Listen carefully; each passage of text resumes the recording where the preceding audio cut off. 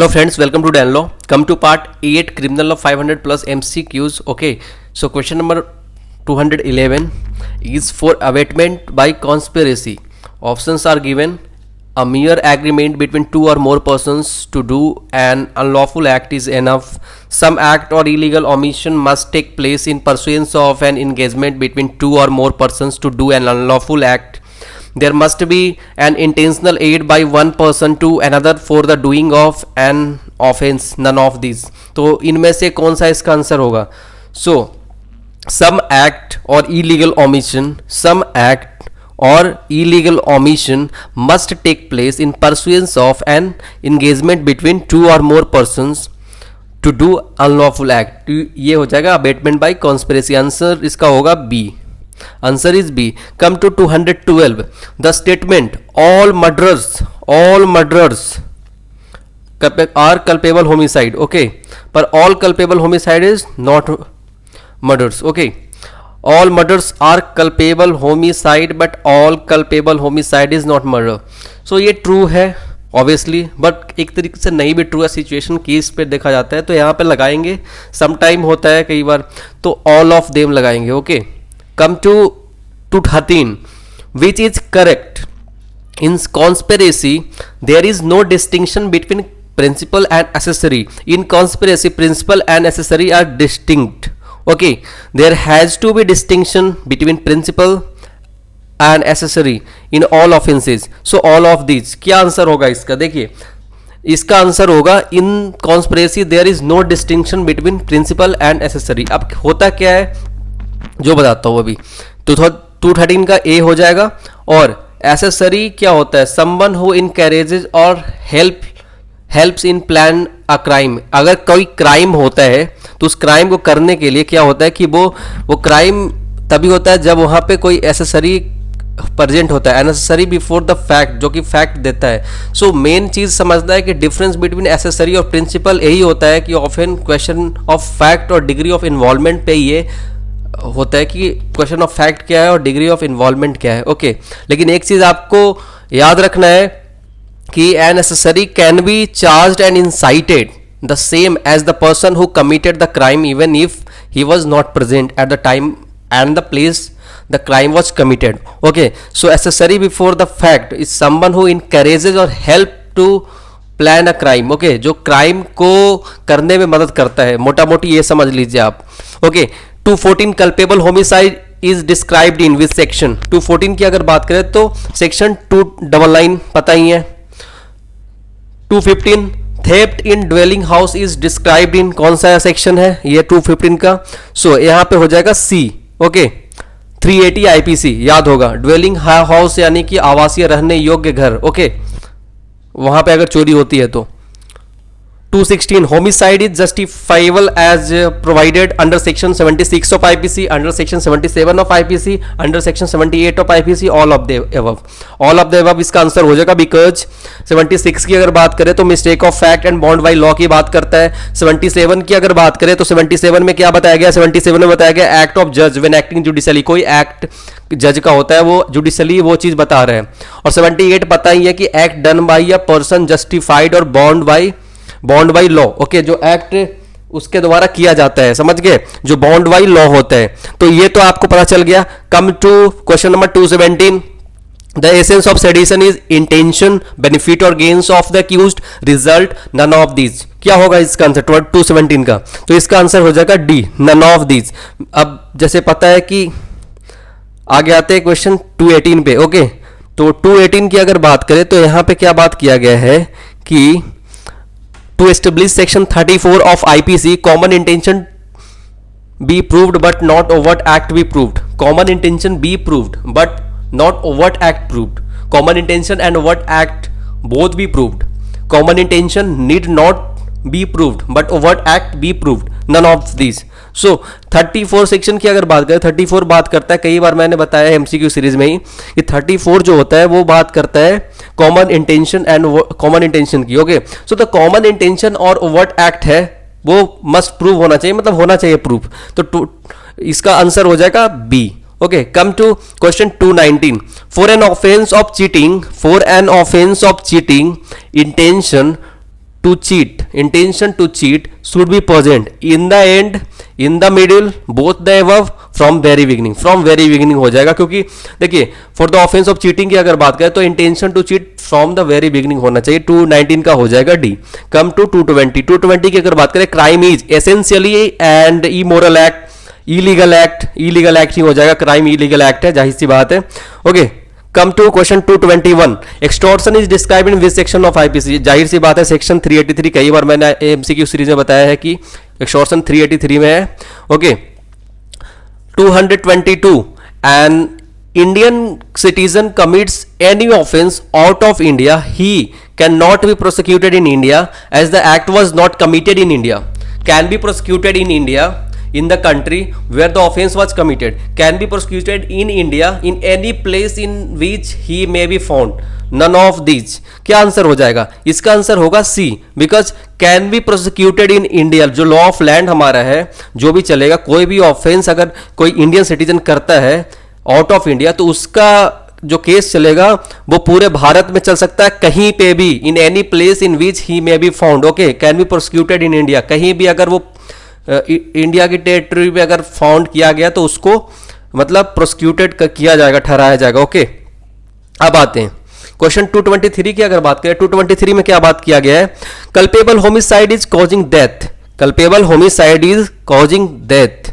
Okay, so with the intention of causing death, with the intention of causing such bodily injury as is likely to cause death, with the intention that it is likely by such act to cause death, all are correct. क्या हो जाएगा? तो सारे correct होंगे. जैसे कि पता है, with the intention of causing death, with the intention of causing such bodily injury, such bodily injury जिससे कि उसकी मौत हो जाती है, मृत्यु हो जाती है, यानी कि with the intention that it is likely by such act to cause death. उसका उस तरीके का नॉलेज है, सॉरी नॉट इंटेंशन, नॉलेज है दैट उसकी मौत इस तरीके से हो जाएगी. सो जाहिर सी बात है यहाँ पे सारे आंसर हो जाएंगे सही. Okay, 224. Which is correct? The categories of the criminal should be determined by general laws. The penal statutes should be strictly followed or construed. There should be ex post facto by penal laws, all of them. क्या हो जाएगा यहाँ पे? Okay, तो यहाँ पे इसका answer जो 224 का है वो हो जाएगा 224 का answer C. Okay, there should be ex post facto penal law.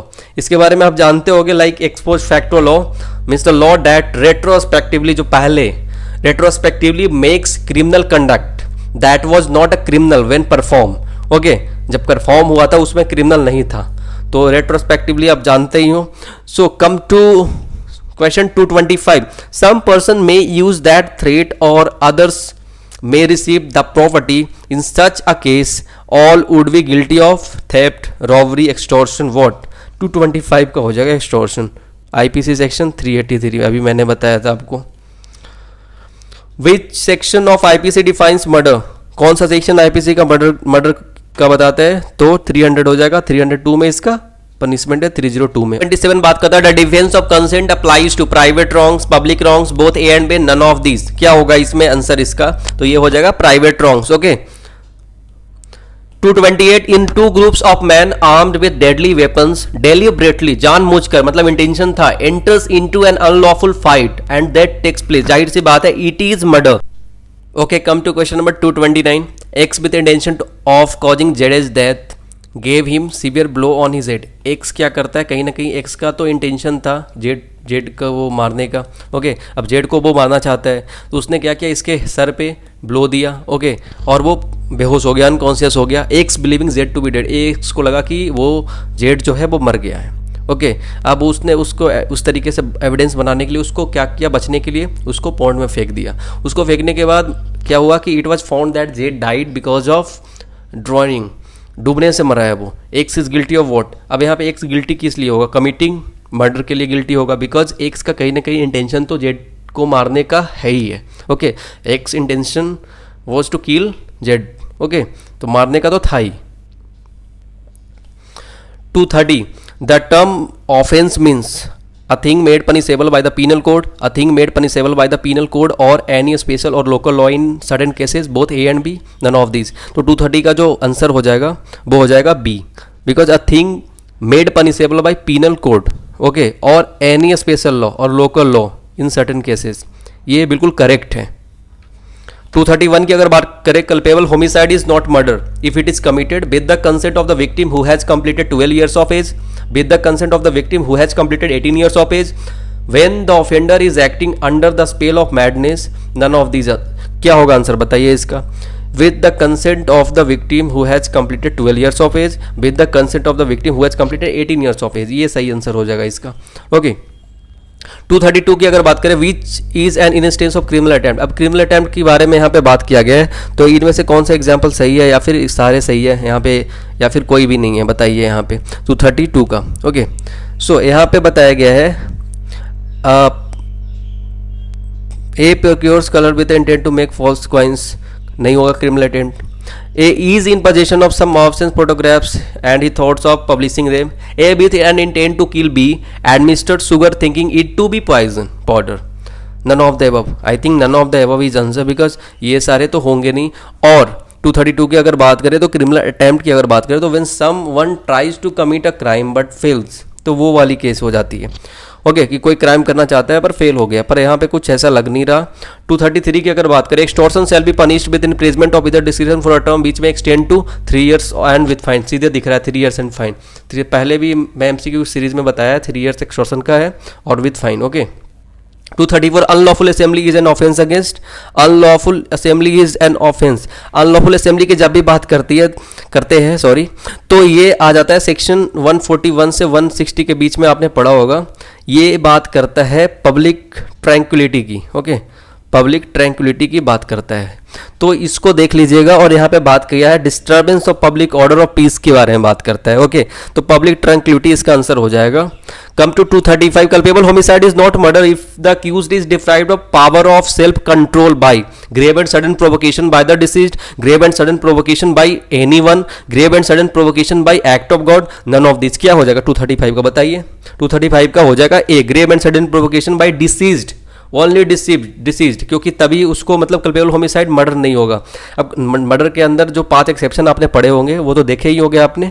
चलिए कोई बात नहीं. 236 की अगर बात करें, 236 में बात किया गया an act will not be an offence done by accident और मिसफॉर्चून. एक्सीडेंट और मिसफॉर्चून विदाउट क्रिमिनल इंटेंशन और नॉलेज. एक्सीडेंट और misfortune without any criminal intention और knowledge of a lawful act and lawful manner. ये भी चीज सही कहा गया, लेकिन जो डी है वो बिल्कुल एक्यूरेट बताया गया कि एक्सीडेंट और misfortune without any criminal intention और knowledge of a lawful act in a lawful manner by lawful means and with proper care and caution. okay act will not be an offence. Act जो है वो offence नहीं होगा. कब?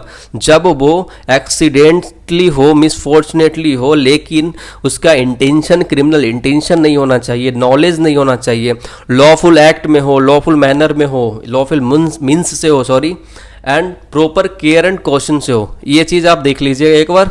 कम to 237, section 304A does not apply to the cases of death is caused with an intention or knowledge, the act not amounting to culpable homicide, A and B, none of them. अब क्या होगा 237 का बताइए? तो 237 का हो जाएगा C, A and B. death is caused with any intention knowledge, सही है, and the act not amounting to culpable homicide. चलिए ठीक है. 238 वॉलंटरली इंटॉक्सिकेशन पता है makes an offence more serious और increase the gravity of offence, is a weak defence to criminal charge, is no excuse for commission of an offence, reduces the gravity of an offences. क्या होगा? A B C D क्या होगा बताइए? तो ये हो जाएगा is no excuse for the commission of an offense because voluntary intoxication.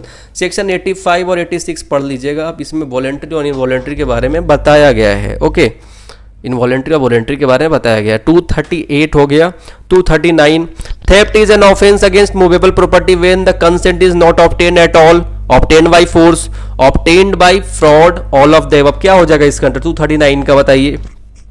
तो इसका आंसर ए हो जाएगा not obtained at all. theft is an offense against movable property with the consent is, देखिए कंसेंट तो होता नहीं है, not obtained at all हो जाएगा. Okay come to question number 240 की बात करें तो which section of IPC deals with homicide by negligence? which section of IPC deals with homicide by negligence? Section 302, 307, 304A. ऐसा नेग्लिजेंस पता ही है 304A. बी मत लगा देना क्योंकि वो डोरी डेथ के बारे में बताते हैं. तो 304A. Okay. So thank you so much. Please like, share and subscribe my YouTube channel.